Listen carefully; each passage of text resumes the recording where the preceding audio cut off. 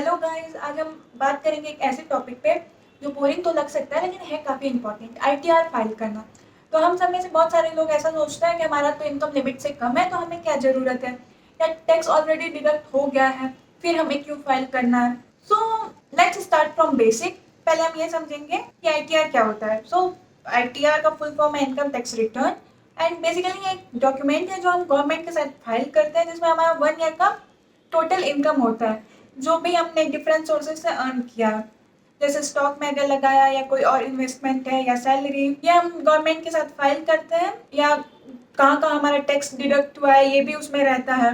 तो अब हम देखेंगे कि किसको फाइल करना चाहिए। तो मेरे हिसाब से सबको फाइल करना चाहिए, सबका फाइल करना बहुत इंपॉर्टेंट है। जिसकी इनकम लिमिट से ऊपर है उसके लिए तो मैंडेटरी है ही, लेकिन जिसकी इनकम कम है उसको भी करना चाहिए, उनके लिए भी बहुत इंपॉर्टेंट है। अब हम ऐसा अभी हम कुछ पॉइंट डिस्कस करेंगे कि जिनका इनकम लिमिट से कम है उनको क्यों फाइल करना चाहिए। तो सबसे पहले तो रीज़न है कि अगर आप, पहला इंपॉर्टेंट रीज़न ये है कि मान लो आपको लोन चाहिए, एजुकेशन लोन, हेल्थ लोन या किसी भी टाइप का, तो बैंक आपसे 2-3 ईयर्स का आपका आईटीआर हिस्ट्री मांगेगा। ऐसा इसलिए करता है क्योंकि बैंक आपका फाइनेंशियल हिस्ट्री से इजीली देख पाता है और इजीली आपको लोन ग्रांट कर पाता है। तो एक ये हो गया। दूसरा और सबसे ज़्यादा इम्पॉर्टेंट है कि भले आपकी इनकम लिमिट से कम है, लेकिन मान लो आपके एम्प्लॉयर ने टीडीएस डिडक्ट किया, तो वो टीडीएस आप वापस ले सकते हो आईटीआर फाइल करके। इसको हम एक एग्जांपल के साथ समझेंगे। जैसे मान लो कोई एक स्टूडेंट है जो पढ़ाई कर रहा है लेकिन साइड में वो फ्रीलांसिंग कर रहा है, तो उसका मान लो 1 लाख होता है ईयर में, लेकिन उसके एम्प्लॉयर ने 2,500 कट कर लिया टीडीएस। तो जब वो इनकम फाइल करेगा तो वो 2,500 उसको रिटर्न आ जाएंगे। तो अगर उसने आईटीआर फाइल नहीं किया होता तो 2,500 तो नहीं वापस आता। तो सबसे इम्पॉर्टेंट रीज़न ये है, अगर आपका इनकम कम भी है तो, कि टीडीएस आप वापस ले सकते हो, और ये बिना आईटीआर फाइल किए नहीं हो सकता।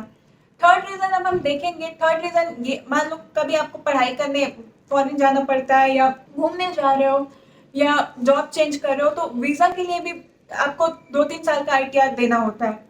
तो अगर आप फाइल किए रहोगे तो इजीली दे पाओगे, एंड इजीली आपका वीज़ा बन जाएगा, नहीं तो फिर बहुत सारे इश्यूज होने लगते हैं। एंड जो एक एक्स्ट्रा बेनिफिट मुझे पर्सनली लगता है कि अगर आप आईटीआर फाइल करने लगते हो तो आप एक बेटर फ्यूचर अपना प्लान कर पाते हो, बेटर फाइनेंशियली फ्यूचर। मान लो अभी कहीं आप इन्वेस्ट कर रहे हो, तो अगर आप आईटीआर फाइल कर रहे हो तो आपको दिखता है कि ओ यहाँ तो इतना टैक्स कटा है, तो मैं नेक्स्ट ईयर से इसको ऐसे ना करके ऐसे कर पाऊंगा, तो आप टैक्स सेव करते हो, अपना बेटर फ्यूचर प्लान कर पाते हो, और आपको बहुत सारी चीज़ें पता लगती है कि ऐसे नहीं ऐसे करना चाहिए जिससे मेरी इनकम सेव होगी।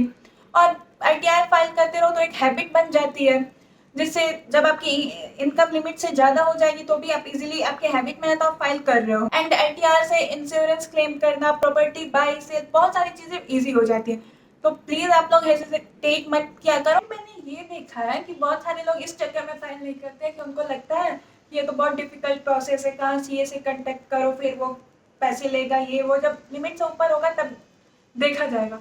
लेकिन ऐसा नहीं है, बहुत ही सिंपल स्टेप्स हैं, और आजकल तो यूट्यूब पे या इंटर गूगल पे की हेल्प से आप खुद फाइल कर सकते हो।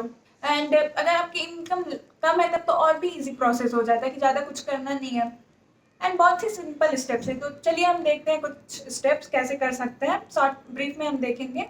अगर आपको डिटेल में चाहिए होगा तो आप कमेंट में बता देना। पहले तो आपको विजिट करना है इनकम टैक्स गवर्नमेंट इंडिया। उस पर अगर आप पहली बार जा रहे हो तो रजिस्टर करना होगा पैन कार्ड से, एंड ओटीपी आएगा तो रजिस्टर कर लोगे। रजिस्टर करने के बाद ही एक पेज आता है, फाइल योर इनकम टैक्स, तो उस पर क्लिक करना होगा।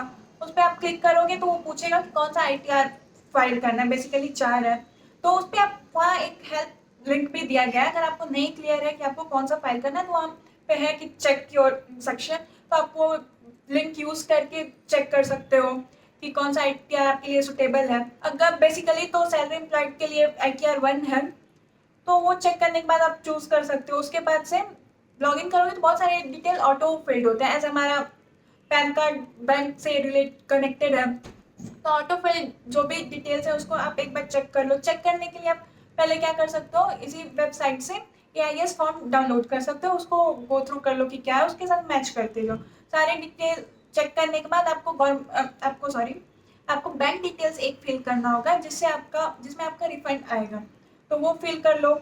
उसके बाद प्रीव्यू एंड वेरीफाई कर लेना है। एंड में आपके फ़ोन पे एक मैसेज आ जाएगा। तो यही है स्टेप, बहुत डिफिकल्ट नहीं है, पहली बार थोड़ा उटपटांग लगता है कि कौन सा फाइल करें, क्या करें, AIS क्या है, ये वो, बट एक बार आप करोगे तो बहुत ईजी है। एंड कुछ भी ना समझ आए तो ऑनलाइन आप चेक कर लिया करो या कमेंट कर दो इस वीडियो के नीचे, तो ऐसे आप फाइल कर सकते हो।